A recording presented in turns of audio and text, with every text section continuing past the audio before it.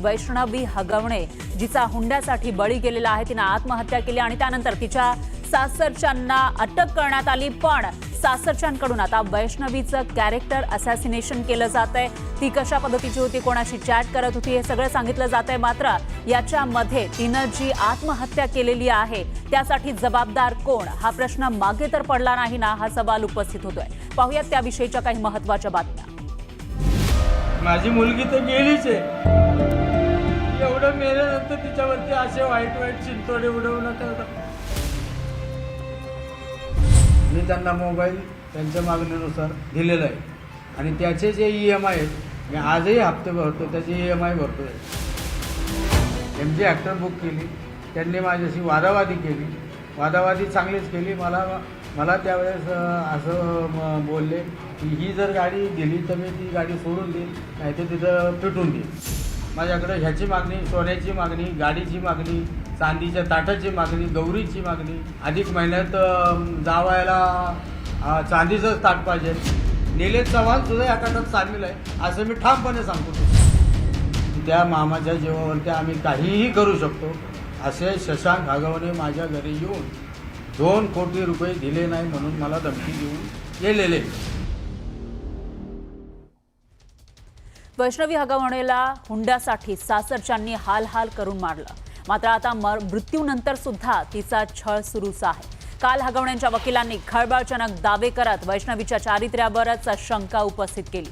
वैष्णवीच्या वडिलांनी पत्रकार परिषद घेऊन हे सर्व आरोप फेटाळले। माझी मुलगी गेली, आता तिच्या चारित्र्यावर शिंतोडे उडवू नका असं आवाहन कसपटेंनी वकिलांना केलंय।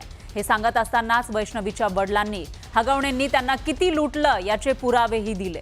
हगवणे कुटुंबाकडे 5 कोटी रुपयांच्या कार असल्याचा दावा त्यांच्या वकिलांनी केला होता। हा दावा कसपटेंनी फेटाळून लावला। त्यामुळे लुटारू हगवण्यांचा खरा चेहरा पुन्हा एकदा समोर आलाय।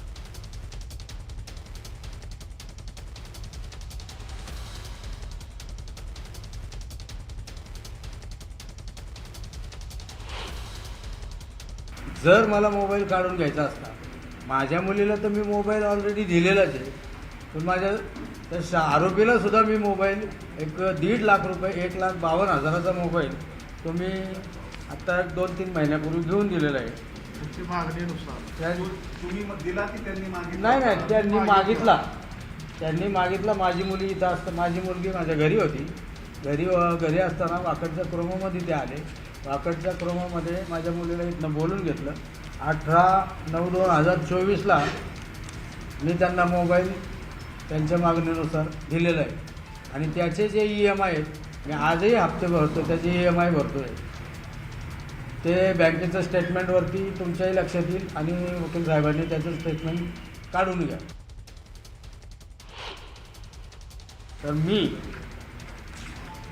5 कोटीच्या गाड्या आहेत त्यांच्याकडे म्हणतात, तर मी ही MG ॲक्टर गाडी बुक केलेली आहे।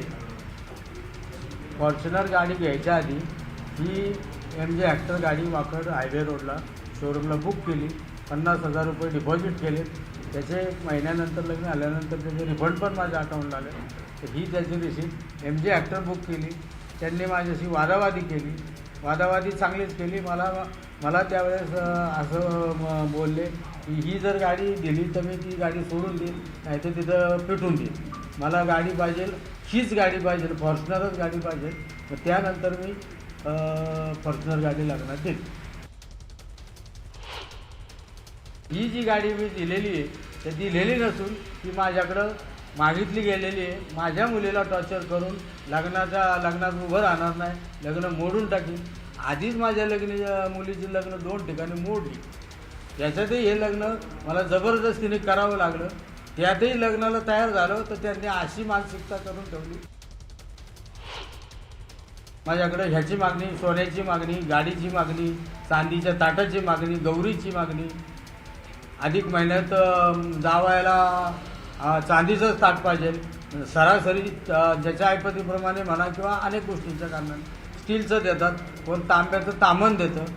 माझ्याकडे त्यांनी चांदीची ताटाची मागणी केली, तीही मी पूर्ण केली। तर हगवण्यांच्या वकिलांनी वैष्णवीच्या चारित्र्यावर संशय घेतल्यानं वैष्णवीच्या वडिलांच्या डोळ्यात पाणी आलं। की तिच्या मोबाईलमध्ये आम्हाला आक्षेपार्ह गोष्टी सापडत आहेत, त्याच्यामुळेच तिचा आणि आमच्यामध्ये वाद होत होते. ह्याबद्दल त्यांना आम्ही जाणीव करून दिलेली होती. तिच्या आईवडिलांनी ते मोबाईल तिच्याकडनं काढून घेतलेले होते. त्या मोबाईलमधली जी काय चॅटिंग आहे ती आम्ही सुरक्षित ठिकाणी ठेवलेली आहे. योग्य वेळ आल्यानंतर आम्ही ती चॅटिंग कोर्टासमोर देणार आहोत. त्या व्यक्ती ज्याच्याबरोबर ती काय चॅटिंग करत होती त्या चॅटिंगमधनं काही वाद निर्माण झाला का, त्या वादातनं तात्कालिक कारण निर्माण झालं का आणि तिने हा आत्महत्येचं पाऊल उचललं का हे शोधणं गरजेचं आहे, असा युक्तिवाद आहे. त्यामुळं कुणाच्याही कॅरेक्टरबद्दल आम्ही काय बोललेलो नाही. वकील साहेबांना मला कालच्या याच्यावरून एकच सांगायचे की साहेब तुम्ही सुज्ञ आहात, तुम्हाला पण मुलीबाळी असते, मुलं बाळा असतील. एखाद्याच्या असं आहे मुलीवरती, तिथं माझी मुलगी गेलीच आहे, माझी मुलगी तर गेलीच आहे, पण तिचा एवढं मेल्यानंतर तिच्यावरती असे वाईट वाईट चिंतोडे उडवू नका. तुम्हालाही मुलं असतील, मुली असतील नसतील, पण तुम्ही अशा एखाद्या लेकराचं हे नका करू. नाही, त्याची कल्पना पुसटची दिली नाही आणि त्याच्या कल्पना दिलेली नाही आणि त्या विषयावरती कुठलं भाष्यही झालं नाही. हे मोबाईलचं चॅटिंगच्या बाबतीत तुम्ही त्यांनी सरळ सरळ माझ्या मुलीच्या चारित्र्यावरती संशय घेतलेला आहे. त्यांनी केलेलं कृत्य आणि माझ्या मुलीचा घेतलेला बळी याला कुठंतरी त्यांना वेगळी कलाटणी द्यायची आणि तो गुन्हा लपवायचा आहे, म्हणून त्यांनी हे असं वक्तव्य केलेलं आहे. हगवण्यांचे वकील विपुल दुशिंग यांनी कोर्टामध्ये केलेल्या युक्तिवादावर अंजली दमानिया यांनी संताप व्यक्त केला. पुणे बार असोसिएशनला हात जोडून विनंती आहे की त्यांनी या माणसाची सनद रद्द करावी, असं दमानियांनी म्हटलंय. काल ज्या पद्धतीने ते वैष्णवीबद्दल बोलले, इतके की काल रात्रीपासून वैष्णवीच्या वडिलांचे, काकांचे, सगळ्यांचे फोन आले. ते इतके हतबल झालेत की आणि हेच करण्याचा त्यांचा उद्देश होता. म्हणून मी असं ठरवलं की आता यांच्या प्रत्येक प्रकरणाचा मी केस काढणार आहे. आणि खरं तर मला वाटतं सुप्रिया सुळे म्हणाल्या होत्या की खरं तर कुठल्याही वकिलांनी यांची केस हगवण्यांची लढली नाही पाहिजे.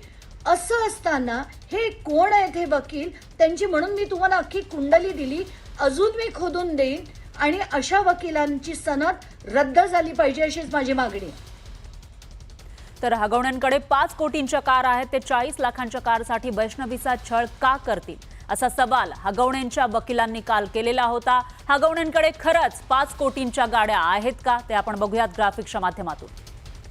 तर राजेंद्र हगवणे यांच्याकडे 30 लाखांची एक कार आहे, जिचे मालक हे राजेंद्र हगवणे आहेत. 5 कोटींचा दावा केलाय, पण फोर्ड एंडेव्हर ही कार 30 लाखांची जी राजेंद्र हगवणे यांच्या नावावर आहे. तर दुसरी कार ती म्हणजे 45 लाखांची, त्याचे मालक आहे टिकाराम बुचडे. मर्सिडीज बेन्झ ही कार सापडलेली आहे आणि त्या कारचे मालक मात्र टिकाराम बुचडे आहे. त्यानंतर तिसरी एक कार टोयोटा फॉर्च्युनर जी हुंड्यामध्ये मिळालेली होती, 45 लाख रुपये इतकी किंमत या कारची आहे. आणि त्या व्यतिरिक्त आपण बघितलं तर मारुती बोलेनो ही एक कार आहे, ज्याचा मालक आहे सुशील हगवणे. या कारची किंमत फक्त 7 लाख रुपये आहे. म्हणजे आपण जर बेरीज केली तर या सगळ्या कारची मिळून तरी 5 कोटी एवढी किंमत होते का, हा सवाल या ठिकाणी उपस्थित होतोय. पण हगवण्यांच्या वकिलांनी मात्र कोर्टात दावा हा वेगळाच केलेला होता. माध्यमांमध्ये येऊन सुद्धा 5 कोटींच्या कार असल्याचा दावा केला होता. दरम्यान वादग्रस्त अधिकारी जालिंदर सुपेकर यांना गृह खात्यानं दणका दिलाय.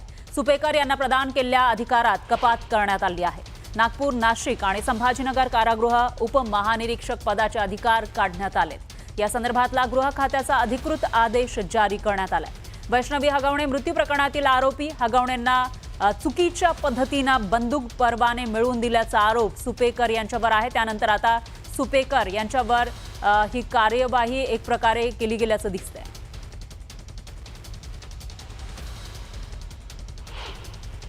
सुपेकर आमचा यांचा काही संबंध नाही.